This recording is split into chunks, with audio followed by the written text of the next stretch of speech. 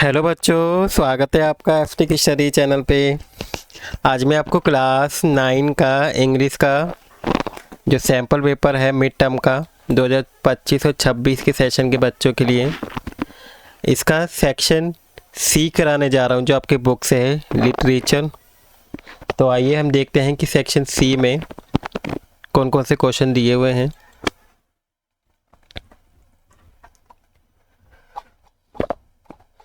देखिए, आपका जो सेक्शन सी है वो शुरू होता है यहाँ से, जो आपका 40 मार्क्स का है।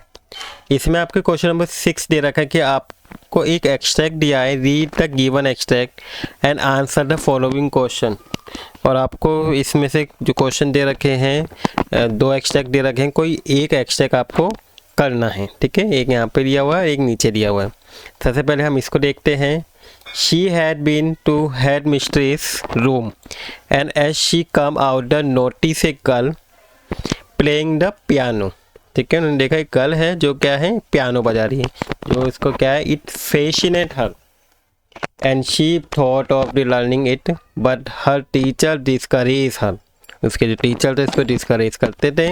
ओनली वन पर्सन थे जिन्होंने उसके टैलेंट को क्या करा था, स्पॉट किया था। ये आपका साउंड ऑफ म्यूजिक चैप्टर से दिया हुआ है। अब इसमें से फर्स्ट क्वेश्चन आपसे पूछा है कि why did most teacher discourage हर। ज़्यादातर जो टीचर थे वो इविलियन को डिस्करेज क्यों कर रहे थे। तो most of the teacher discourage Evelyn from playing music because they thought that she could not do it because of her deafness. उनको लगता था कि वो ये नहीं कर पाएगी क्योंकि वो एक बहरी लड़की है जो ठीक से सुन नहीं पाती है। ठीक है, अब विच इंस्ट्रूमेंट फैसिनेट हर, देखिए तो आपको पीछे ही दिया हुआ है, जिसका आंसर क्या है, पियानो है। थर्ड है फिल इन द ब्लैंक्स दिया हुआ है कि one teacher who recognise her talent. वो टीचर कौन था। ठीक है, इसका नाम आपके पैसेज में दिया हुआ है। ये बस जो आपका एक्सट्रैक्ट दिया जाता है, ये आपको बस ये बताने के लिए दिया जाता है कि कौन से चैप्टर से आपसे क्वेश्चन है। बाकी जो आपको आंसर देने होते हैं, मे भी आपके एक आध आंसर इसमें मिल जाते हैं, लेकिन सारे आंसर इसमें नहीं मिलते हैं। तो जैसे यहाँ पे है टीचर है जिन्होंने इविलियन के टैलेंट को क्या करा था, पहचान लिया था। तो वो कौन थे, उनका नाम तो इस पैसेज में दिया ही नहीं है। तो जिसको एक कहानी पता होगी वो इनके नाम लिख देंगे। और वो कौन थे, रॉन फोर्ब्स। ठीक है, इसके बाद इसमें फोर्थ क्वेश्चन पूछा है कि how did this teacher guidance help her overcome her difficulty. 2 marks से पूछा है कि इस तरीके से टीचर ने क्या क्या गाइडेंस दी ताकि वो इस डिफ़िकल्टी से बाहर आ सकें इविलियन। तो Ron Forbes identify Evelyn potential and tune large drum to different notes and he encourage her to sense the music. उन्होंने डिस्करेज किया, प्रोत्साहित किया उसको जो म्यूजिक है उसको सेंस करने के लिए, और अनकन्वेंशनल वे के through, and leading her to discover that she could send certain note through the various part of the body। जो इसका है उसको किस तरीके से वो फील करें, नोट करें अपनी बॉडी के वाइब्रेशन के through. This allow her to open her mind and body of sound and vibration. ठीक है, इसके बाद बच्चों आपको दूसरा एक्सट्रैक्ट दिया हुआ है। ठीक है, इन दोनों में से आपको एक करना है। सेकंड है कि आपका a balloon seller held a pole with many colour balloon. ठीक है, एक बलून सेलर है जो क्या कर रहा है, कई सारे बलून्स को, अलग अलग कलर के बलून्स को क्या कर रहा है, बेच रहा है। And the child was attract हो रहा है उस और दे ब्राइट कलर की वजह से। एंड वांटेड वन, वो चाहता है, वो उसे देने की चाहता है, but he know his parents would not agree. लेकिन उस बच्चे को पता है कि उसके पेरेंट्स को नहीं दिलाएंगे। तो ही वॉक अवे क्विकली, वो क्या है, आगे चला गया। ये आपके द लॉस्ट चाइल्ड से आपके ये पैसेज दिया हुआ है। ठीक है, अब इस पैसेज से फर्स्ट क्वेश्चन पूछा है चैप्टर से कि what attract the child in the scene. ठीक है, तो क्या चीज़ अट्रैक्ट कर रही थी, देखिए मैनी कलरफुल बलून है जो इसको अट्रैक्ट कर रही थी। तो यहाँ पे लिखेंगे the child was attracted by a balloon bright colours. ठीक है, नेक्स्ट है कि बलून इन दी पैसेज कैसे हैं, कलरफुल बलून हैं। इसका थर्ड क्वेश्चन है आपका फिल इन द ब्लैंक से the child new his parents would call him. जो उसके पेरेंट्स को क्या बोलते थे, नोटी। जब भी वो किसी चीज़ बलून को ख़रीदने के लिए बोलता है तो उसके पेरेंट्स नोटी बोलते हैं। इसके बाद आपका नेक्स्ट क्वेश्चन है क्वेश्चन नंबर 4 कि what does the hashtags reveal about the child feeling toward his parents. ठीक है, हैशटैग्स में जो चाइल्ड की फीलिंग है वो क्या दिखती है पेरेंट्स के प्रति। The child feel hesitate, feel करता है वो, एंड स्लाइटली, थोड़ा सा डरा हुआ फील करता है अपने पेरेंट्स से, क्योंकि वो जानता है he knew that he ask for a balloon, यदि वो बलून के बारे में पूछेगा दे माइट स्कॉल्ड हिम, वो क्या करेंगे, उसे डांट देंगे। And showing he is aware of their stickiness, दिखाएंगे उसे, एंड एक्सपेक्ट करेंगे them to reprimand him for asking, कि वो उसकी जो जिद है वो छोड़ दे। इसी पर बच्चों क्वेश्चन नंबर 7 है आपके, रीड द गिवन एक्सट्रैक्ट दिया हुआ है। ये भी आपको 2 एक्सट्रैक्ट दे रखे होंगे क्वेश्चन नंबर 7 में भी, इनमें से आपको ये करना होगा। ये जो एक्सट्रैक्ट होंगे बच्चों ये आपकी पोएम से होंगे। जैसे ये पहली पोएम दी है कि था two road diverse in a yellow wood and sorry I could not travel both. ठीक है, ये पोइट के सामने 2 रोड आए थे, ठीक है, और दोनों पे वो एकदम से ट्रेवल नहीं कर सकता। And one be travel long I stood and I look down one as far as is could to where it went in the undergrowth. तो ये जो पोएम आपकी द रोड नॉट टेकन से ली गई है। अब इससे फर्स्ट क्वेश्चन पूछा कि what dilemma does the poet face in the stranger. ठीक है, स्ट्रेंजर में क्या डिलाइमेंट था जिसको फेस कर रहा था वो, तो the poet face the dilemma of choosing between 2 roads. ठीक है, 2 रोड के बीच में उनको कन्फ्यूजन होता है कि वो किस रोड को चुने। सेकेंड है कि the yellow wood refer to, जो येलो वुड थी वो क्या रेफर करते हैं, ए फॉरेस्ट इन एटम। ठीक है, वो दिखा रहा था कि जो एटम का सीजन है। थर्ड है कि फिल इन द ब्लैंक दिया है कि the poet look down the road to where bent in the undergrowth. ठीक है, आगे देखिएगा, bent in the undergrowth. Fourth है कि what life lesson does the poet convey, जो लेसन है वो क्या कन्वे करता है through the image of 2 roads के बारे में। The poet convey the lesson that in the life we often come across difficulty, हमारी लाइफ में क्या डिफिकल्टीज आती हैं जिसमें हमें क्या करना पड़ता है, कुछ डिसीजन लेने पड़ते हैं। The path we choose shape our future, जो क्या हमारे फ्यूचर पर आ जाता है। And sometime the less common or less travel road can make all the differences, create कर सकता है। ठीक है, इसका सेकेंड आपकी पोएम दी है कि when the humid shadow over all the starry sphere and the melancholy darkness gently weep in the rainy tear what is the bliss to press the pillow of a cottage chamber bed and lie listening to the patter of the soft of rain overhead. तो ये आपकी rain on the roof से दिया हुआ है ये poem. इस poem से फर्स्ट क्वेश्चन पूछा कि what do the humid shadow refer to in the stanza 1। तो क्या दिखा रहा है वो, the dark cloud that produce rain are refer to as a humid shadow. ठीक है, जो डार्क क्लाउड थे जिसके कारण क्या हो रही थी, रेन हो रही थी, बारिश हो रही थी, वो ह्यूमिड शैडो को दिखा रहा है। The phrase melancholy darkness create a mood, कैसा कर रहा था, sadness. Fill in the blank से next third, the poet listen to the, क्या सुन रहा था, पैटर्न, यानी कि जो बारिश की बूंदों की आवाज़। The how does the poet describe the soothing effect of rain in the line. तो पोइट ने किसे से डिस्क्राइब किया है, वो है the poet describe the rain as a gentle and calming है, using word that evoke peace and comfort. The soft rain sound create a tranquil atmosphere create करता है, and that smooth the mind and spirit washing away worries and bring a sense of renewal. इसका question number 8 है, आपको कोई 4 question करने हैं आपके 40 से 50 वर्ड में, और ये आपके 3 मार्क्स के क्वेश्चन है।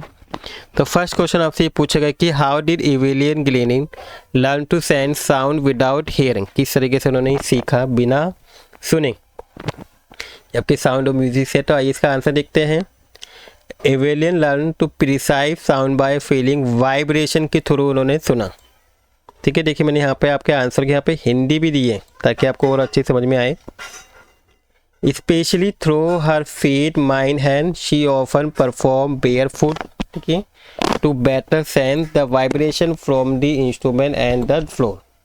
इसमें यह है कि एवेलियन ने अपने शरीर खासकर पैरों और हाथों के जरिए वाइब्रेशन कंपन के थ्रू महसूस करके क्या करते थे, ध्वनि को समझना उसने सीखा।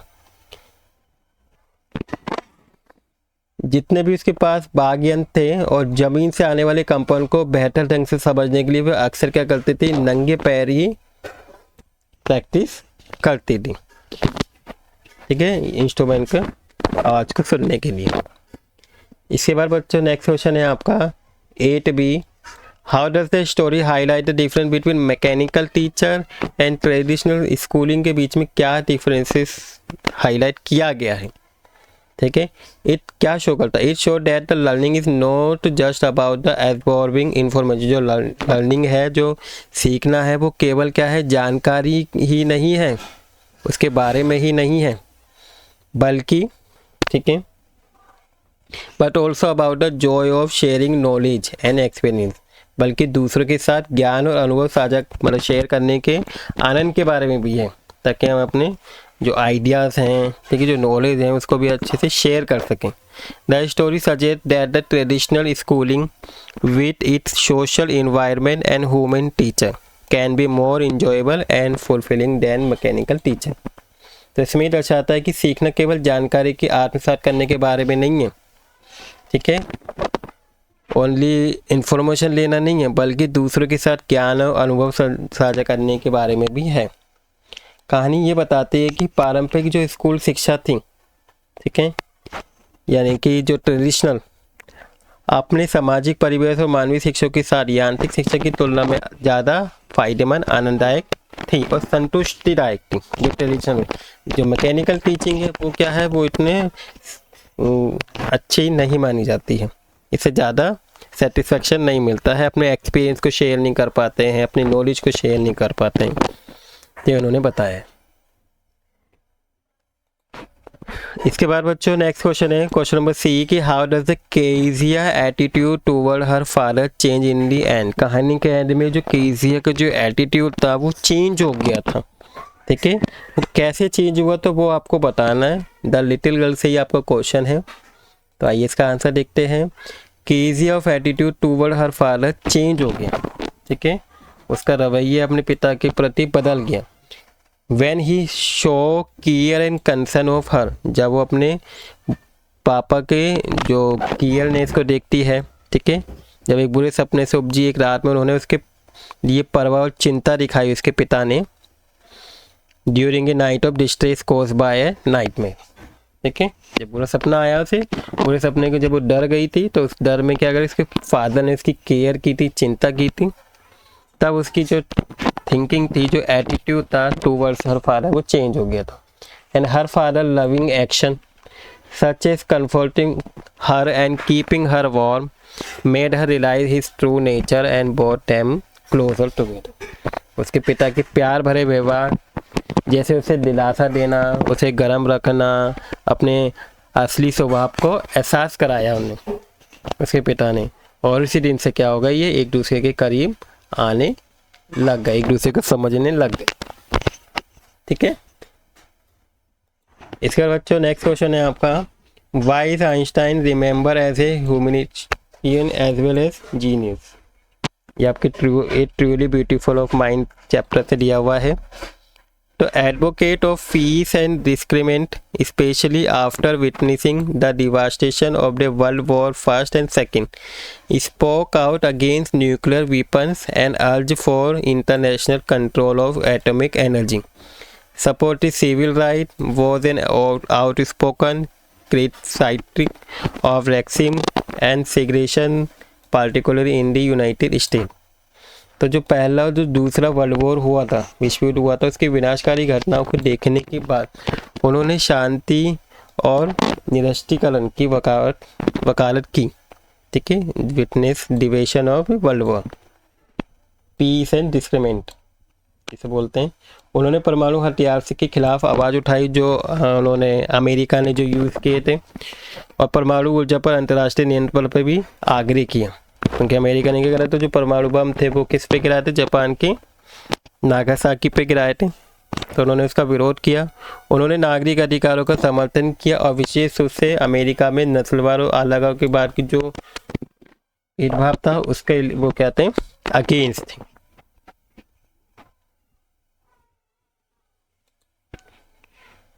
इसके बाद बच्चों नेक्स्ट क्वेश्चन है E why does the doctor in the story call himself foolish and stupid, बोलता है अपने आप को क्यों बोलता है? ये द स्नैक एंडिंग मिरर से दिया हुआ है। During the next smile the consider himself poor foolish and stupid, बोलता है अपने आप को because the snake would have strike him and had no medicine in his room. At first he seem to be relax and was conscious of his handsome appearance because he believe that the sound was of rats. जब अगले दिन क्या है, मुस्कान में वे खुद को बेचारा मूर्ख बेवकूफ़ समझता है क्योंकि सांप उसे ही काट लेता अगर उसके कमरे में कोई दवा भी नहीं थी। अगर उसको सांप काट लेता तो उसके पास तो उसके कमरे में कोई दवा ही नहीं थी। इसी चीज़ को सोच के वो अपने आप को बेवकूफ़ समझता है। ठीक है, पहले तो वह निश्चित दिखता है, अपने सुंदर रूप को एहसास करता है मिरर के अंदर, क्योंकि उसे लग रहा था कि जो ये आवाज़ आ रही है वो किसकी आवाज़ आ रही है? चूहों की आवाज़ आ रही थी। चीज़ सोच के वो अपने आप को मूर्ख बोलता है, यानी कि फुलिश एंड स्टूपिड बोलता है। नेक्स्ट क्वेश्चन है बच्चों, क्वेश्चन नंबर 9, जिसमें से आपको कोई 2 करने हैं। ठीक है, फर्स्ट क्वेश्चन है how did the narrator family realise that keeping Toto was troublesome. जो टोटो है वो उनके लिए एक परेशानी का कारण बन गया, उनको कैसे रियलाइज हुआ? ये आपका द एडवेंचर ऑफ टोटो का चैप्टर से दिया हुआ है।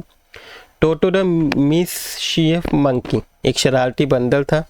Created chores among the other pet in the grandfather care, दादाजी की देखभाल में रहने वाले दूसरे पालतू जानवर के बीच वो क्या मचाने लगा? कोहराम मचाने लगा, शैतानियाँ करने लगा। He disturb their sleep at the night, वह रात में उनकी नींद में भी ख़राब करने लगा। विद द डोंकी, यहाँ तक कि उनके अस्तबल में एक गधा रहता था, उसे भी क्या कर लिया था? काट लिया था, नाना जिसका नाम था। When they were place together in the stable, और उसी व्यवहार से स्पष्ट हो गया कि this behaviour made it clear that toto was not suitable. तो इस व्यवहार टोटो के इस बिहेवियर से उनको एहसास हो गया कि टोटो क्या है, अब यहाँ पे रखना उनके लिए सही नहीं है। इसके बाद बच्चों क्वेश्चन नंबर 9 का बी है कि how does Eswaran show the imagination story telling skill को किस तरह से दिखाता था वो? ये आपके the Eswaran the story teller से दिया हुआ है। Eswaran had a unique and engaging story telling style है इसका अपना। ठीक है, that made even ordinary events sound dramatic and full of suspense. He would add detailed description and use gestures such as arching his eyebrow and spreading his hand dramatical and to draw attention to key moment in his story. इसमें कहा गया कि ईश्वर की जो कहानी कहने की शैली अनोखी और आकर्षक थी। जिस तरह से वो कहानी को सुनाया करता था, उसके सुनाने का तरीका इस तरीके से था कि आकर्षक तरीके से वो सुनाता था, जिससे साधारण घटनाएं भी बिल्कुल नाटकीय और रहस्यमय लगने लगती थी। वे अपनी कहानियों में महत्वपूर्ण पलों को की ओर ध्यान आकर्षित करने के लिए वो विशेष विवरण जोड़ता था, बड़ी बड़ी चीज़ों को एक्सप्लेन करता था, अपने हाव भाव से बताता था, भौं हिला के, ठीक है, हाथ हिला के, ठीक है, बिल्कुल नाटकीय ढंग से उसको बताता था। इसके बाद नेक्स्ट क्वेश्चन है बच्चों सी कि how did the Guru out with the king and save his disciple. ठीक है, कैसे उसने अपने डिसिपल को, अपने चेले को बचाया था। The Guru his wisdom to save his disciple. Upon hearing his disciple silent prayer, the Guru arrived instantly in the kingdom. He cleverly expressed his desire to die before his disciple, confusing the king. गुरु ने अपने शिष्य को बचाने के लिए अपनी बुद्धि का इस्तेमाल किया। अपने शिष्य की मौन प्रार्थना सुनकर गुरु तुरंत क्या हो गया, राज्य में पहुंच गया। उन्होंने चतुराई से अपने शिष्य के सामने मरने की इच्छा व्यक्त की, जिससे क्या हो गया, राजा क्या हो गया, भ्रमित हो गया, कंफ्यूज हो गया, और इस प्रकार से उन्होंने क्या करा, अपने शिष्य को बचा लिया। इसके बाद बच्चों क्वेश्चन नंबर 10 है, आपके लॉन्ग क्वेश्चन है ये, 6 मार्क्स का। इसमें 10 में फर्स्ट क्वेश्चन आपसे पूछा गया है द लिटिल गर्ल से, how does the story highlight the theme of the fear and love के बीच के जो उसको किस तरह से हाईलाइट किया गया है इन पेरेंट चाइल्ड रिलेशनशिप। तो आइए इसका आंसर देखते हैं। In the story the little girl by Katherine मैनफिज ने जो लिखी है, we are introduced to a young girl name Kezia who feel a sense of fear and misunderstanding toward her father. The narrative explored the theme of childhood innocence and the complexity of potential relationship.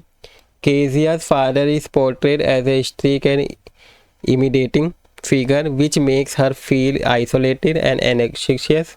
She often seeks comfort from her mother, but her attempts to connect with her father are met with coldness. ठीक है, इसमें बताया गया कि Catherine मैनफील्ड की कहानी जो है लिटिल गर्ल में, इसमें केजी नाम की एक छोटी सी लड़की है जो अपने पिता के प्रति भय और गलतफहमी का अनुभव करती है। ये कहानी बचपन की मासूमियत और माता पिता के रिश्तों की जटिलता को दिखाया गया है इस कहानी में।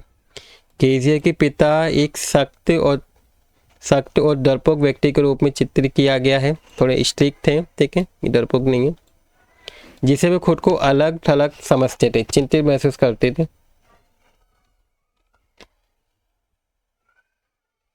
वे अक्सर अपनी माँ से सतावना मांगती थी, ठीक है, उससे एडवाइस लेती थी, लेकिन अपने पिता से जुड़ने की उसकी कोशिशों को ठंडेपन का सामना करना पड़ा था, ठीक है। जब उसे कोशिश करती थी तो कुछ ना कुछ गड़बड़ हो जाती थी। One day after a series of misunderstanding, Casey decide to make a gift for her father. ठीक है, एक दिन क्या करती है वो, कई गलतफहमी के बाद केजी अपने पिता के लिए एक उपहार बनाने का फैसला करती है।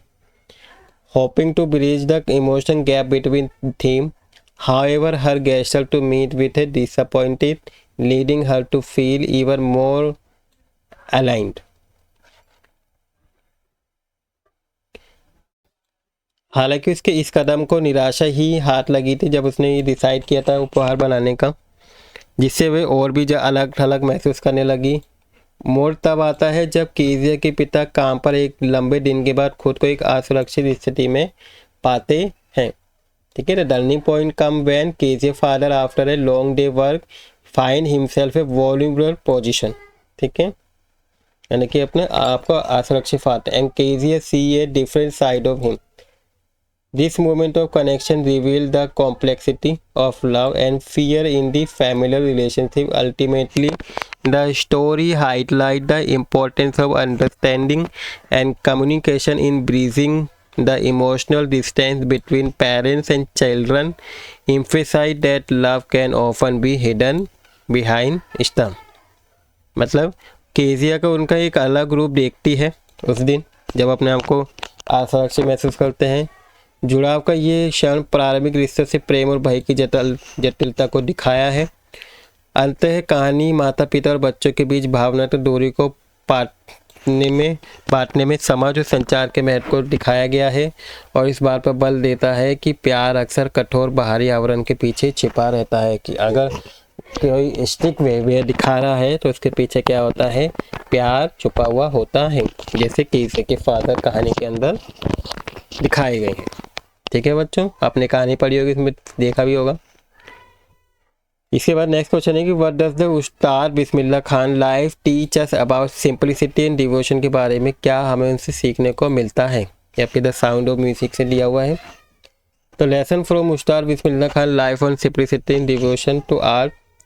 उस्ताद बिस्मिल्लाह खान लेजेंडरी शहनाई मेशर है, is a primary example of how simplicity and devotion can lead to mastery's timeless contribution in art.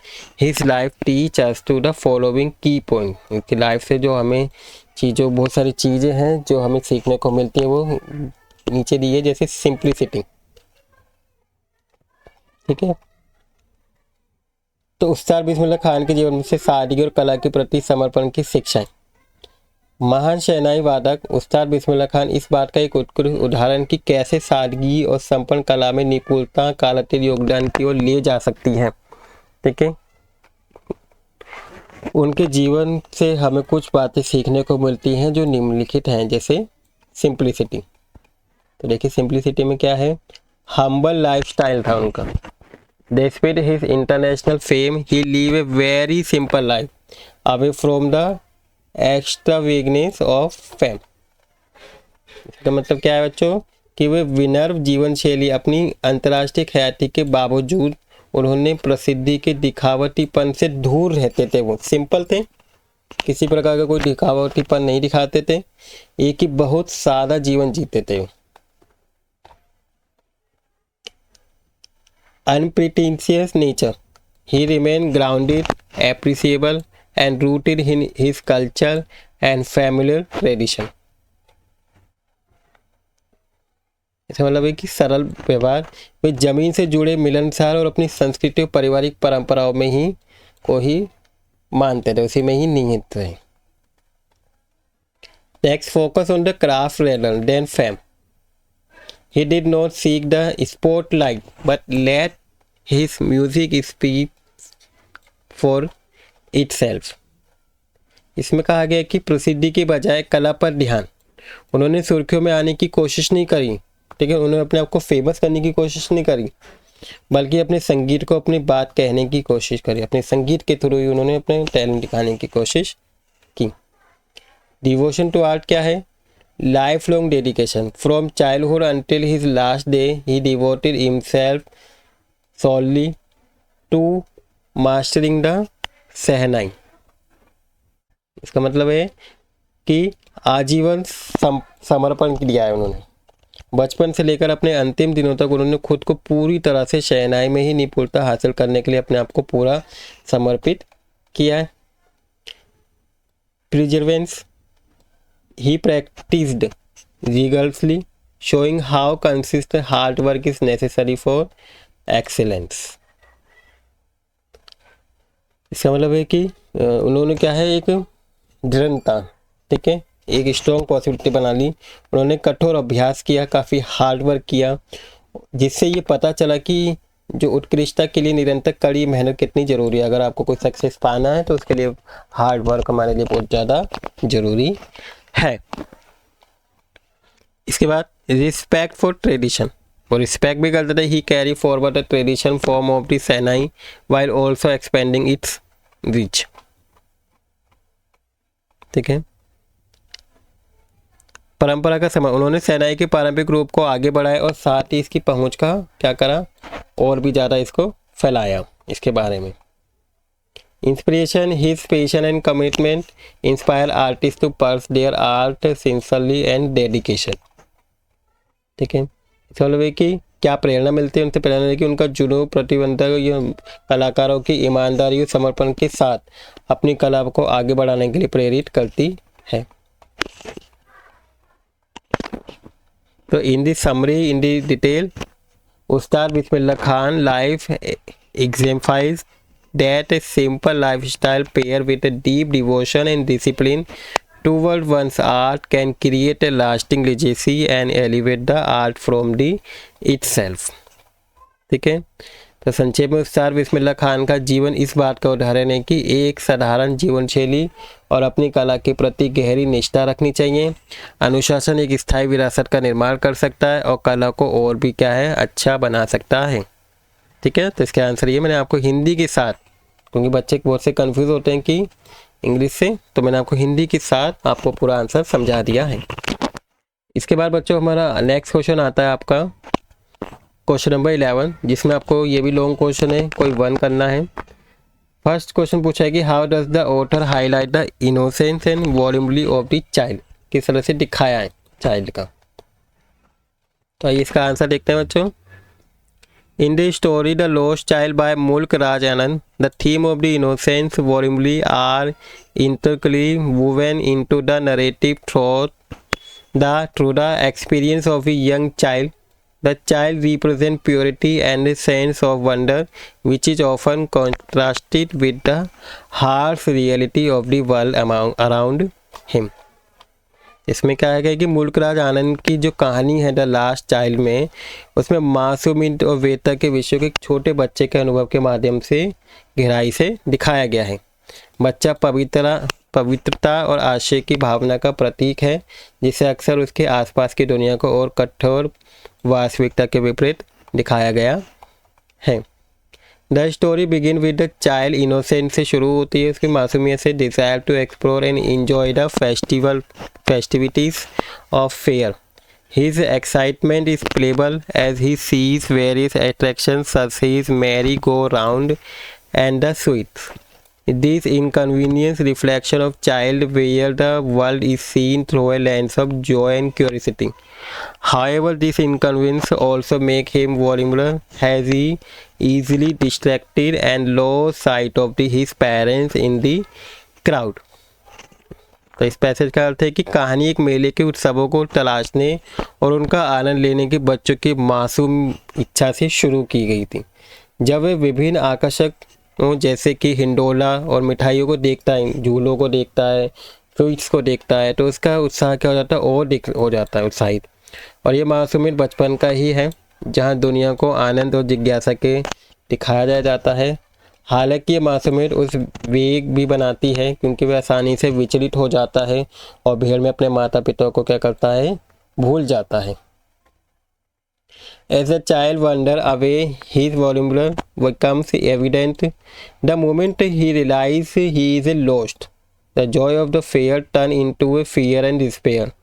This shift highlights how innocence can lead to vulnerability, especially in a world that can be unpredictable and dangerous. The child cries for his parents symbolize the universal need for safety and security which is often taken for granted in the childhood. तो इसमें बताया गया कि जैसे जैसे बच्चा आगे जब खो जाता है, मतलब माता पिता को भूल जाता है तो भीड़ में और फिर खो जाता है, भटक जाता है, तो उसकी जो वेदना स्पष्ट होती है, डर। जैसे ही उसे एहसास होता है कि वह खो गया है, मेले का आनंद, भय, निराशा, जो आनंद ले रहा होता है मेले का, वो सब किस में बदल जाता है, निराशा, दुख में बदल जाता है। ये बदलाव इस बात पर प्रकाश डालता है कि कैसे मासूमियत वेदना की ओर ले जा सकती है। जो मासूमियत होती है वो किस तरह से डर की ओर ले जाती है, ठीक है, घबराहट की ओर। खासकर एक ऐसी दुनिया में जो अप्रत्याशित और खतरनाक दुनिया है। बच्चे को अपने माता पिता के लिए रोना सुरक्षा संरक्षण की सार्वभौमिक आवश्यकता का प्रतीक है, ठीक है। हर बच्चा अपने माता पिता के लिए रोता है जब वो खो जाता है, जिससे बचपन में अक्सर अनदेखा क्या कर दिया जाता है। The theme is further emphasized by the contrasting behavior of adult around him. While the child is innocent and trusting, adults depict as different or preoccupied with their own desire. This contrast serves to underline the fragility of innocence in a world that often overlooks the need of the vulnerable. इसका अर्थ क्या है? इसमें कहा गया है कि उसके आसपास के वयस्कों के प्रति व्यवहार से ये विषय और भी स्पष्ट हो जाता है। जहाँ बच्चा मासूम और भरोसेमंद है, वहीं वयस्कों को उदासीन या अपनी इच्छा में मगन दिखाया गया है। और ये जो विरोधाभास है उस दुनिया में मासूमियत और नाजुकता को दिखाया गया है, मतलब हाईलाइट किया गया है, जो अक्सर कमज़ोर लोगों की ज़रूरतों को क्या कर देते हैं, नज़रअंदाज कर देते हैं। So ultimately, the Lost Child survey poignant reminder of the delicate balance between innocence and vulnerability, illustrating how easily the former can be shattered by the latter. The story evokes empathy of the child plight and promote reflection on the responsibility of adults to protect and nature the innocence, ठीक है।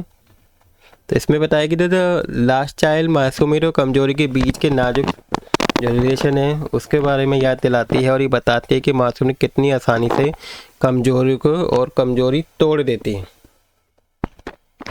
कहानी बच्चों को दूरदर्शा के प्रति सहानुभूति दिखाती है और मासूमों की रक्षा पालन पोषण करने को जो बड़े हैं वो जिम्मेदारी पर चिंतन करने के लिए प्रेरित करती है कि उनको बच्चों के पालन पोषण के लिए क्या होना चाहिए, जिम्मेदार होना चाहिए, ठीक है। तो ये था इसका आंसर, लॉन्ग क्वेश्चन। इसके बाद बच्चों इसी का सेकेंड पार्ट क्वेश्चन है B, how are Mahendra and Iswaran different from each other. वो किस तरीके से एक दूसरे से अलग थे, and how do their reaction show about fear and belief, ठीक है। तो जो महेंद्र है, Mahendra was a simple man था विथ ए सिंपल ज़रूरतें थी उसकी, and he was a junior supervisor in a firm which offer to hire supervisor for construction site like factories, bridge, dam, etc. His work involved moving from one site to another as per the order by his head office and keeping an eye on the activity. At the work site, he was a devoted, employed and kind master. ठीक है, तो इसमें क्या है कि महेंद्र एक साधारण व्यक्ति था जिनकी ज़रूरतें भी साधारण थी। वे कैसे फर्म में जूनियर सुपरवाइजर था जो कारखाने, पुल और बांध आदि जैसे निर्माण स्थलों पे वहाँ पे सुपरवाइजर रखा हुआ था। उनका काम अपने मुख्यालय के आदेश अनुसार एक साइट से दूसरी साइट पर जाना था, कार्यस्थल पर होने वाली जो गतिविधि थी उस पर नज़र रखना था, और वे एक समर्पित कर्मचारी और दयालु मालिक भी था। जो ईश्वरन था, Iswaran was a cook. He belong to a place where was a famous for timber. He serve Mahendra. He was very loyal and honest था। He was a fascinating story teller था। He had the quality as that of television. He was a well versed in the art of the storytelling. His story had the quality to make a people believe that his story was true. He used the gesture and dramatical skill to give a sound effect. He told a story with the action. He was in the habit to leave the stories in middle. He did so to create a suspense, and he was strongly influenced by the Tamil storyteller. Suspense and surprise were the main quality of his story, and he was a master in this art of the storytelling. His story had the lasting effect on the listener. तो इसमें ईश्वरन क्या है, ईश्वरन एक रसोइया था, ठीक है, खाना बनाता था और वह एक ऐसी जगह का रहने वाला था जो लकड़ी के लिए फेमस थी। वह महीन के लिए काम करता था। वह बहुत वफादार और ईमानदार था। वह एक आकर्षक कहानीकार था, स्टोरी टेलर था जो कहानियाँ सुनाता था। उसके पास एक टेलीविज़न जैसी गुणवत्ता थी, जैसे टेलीविज़न के एंटरटेनमेंट करता है उसमें हम चीज़ें देखते हैं, वैसे ही ये क्या करता था, एंटरटेन करता था कहानी सुना के। वह कहानी कहने की कला में बिल्कुल एक्सपर्ट था। उसकी कहानियों में लोगों को ये विश्वास दिलाने का गुण था कि उसकी कहानी क्या है, बिल्कुल रियल है। इस तरह से वो कहानी सुनाता था। वह ध्वनि प्रभाव देने के लिए हाव भाव और नाटकीय कौशल का इस्तेमाल भी करता था, हाव भाव भी करता था, ठीक है, हाथ मतलब थोड़े इस तरह से रिएक्शन भी देता था। वह क्रिया के साथ कहानी सुनाता था, एक्शन करके। कहानियों को बीच में छोड़ने की उसकी आदत थी। वह ऐसा रहस्य पैदा करने के लिए करता था, सस्पेंस पैदा करने के लिए, और वह तमिल कहानीकारों से काफ़ी प्रभावित था। और रहस्य आश्चर्य उसकी कहानियों के मुख्य गुण थे। हमेशा वो सस्पेंस छोड़ता था कहानी के अंदर, और कहानी कहने की इस कला में उसे महारत हासिल थी, और उसकी कहानियों को श्रोता पर बिल्कुल ही गहरा प्रभाव पड़ता था। ठीक है, तो ये इसका आंसर। तो बच्चों ये था आपका चैप्टर, कंप्लीट चैप्टर, ठीक है, सॉरी क्वेश्चन पेपर जो मैंने आपको करा दिया है। देखिए पूरा लिटरेचर के सारे क्वेश्चन आंसर आपको करा दिए जो बुक से आपसे पूछे गए थे। आई होप आपको सबके आंसर अच्छे समझ में आ गए होंगे। और आज इस पार्ट में मैंने आपको पूरा कंप्लीट सैम्पल पेपर करा दिया है। अगर आपने सेक्शन ए, सेक्शन बी की वीडियोस नहीं देखी हैं तो आप प्लीज़ उसे देख लीजिएगा। आई होप आपको वीडियो भी अच्छी लगी होगी। अगर आपको वीडियो अच्छी लगी तो बच्चों प्लीज़ वीडियो को लाइक कर दीजिएगा, और अगर आप इस चैनल पे नए हैं तो प्लीज़ चैनल को सब्सक्राइब कर दीजिएगा। Thank you for watching video.